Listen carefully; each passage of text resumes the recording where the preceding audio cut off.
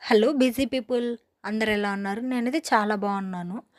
రీసెంట్‌గా మేమైతే మా పొలం దగ్గరలో ఉన్న ఒక చిన్న అడవికెళ్ళాము. అక్కడైతే మాకు ఈ పైనాపిల్స్ దొరికాయన్నమాట. 3 పైనాపిల్స్ దొరికాయి.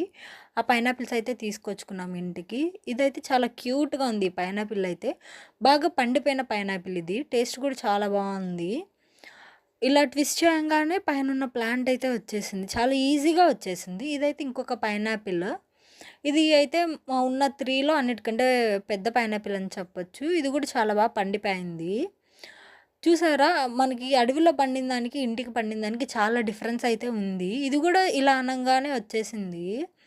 టేస్ట్ కూడా చాలా డిఫరెంట్‌గా ఉంది. డిఫరెంట్‌గా అంటే కొంచెం స్వీట్‌నెస్ ఎక్కువగా ఉంది. కంపేర్ టు ఇంట్లో పండించిన పైనాపిల్‌కి. నేనైతే అది అబ్జర్వ్ చేశాను. ఇదైతే ఇంకొక లాస్ట్ పైనాపిల్. ఇదైతే మీడియం సైజ్‌లో ఉంది. ఇది కూడా ట్విస్ట్ చేయంగానే వచ్చేసింది. ఈ వీడియో మీకు నచ్చినట్టయితే లైక్, షేర్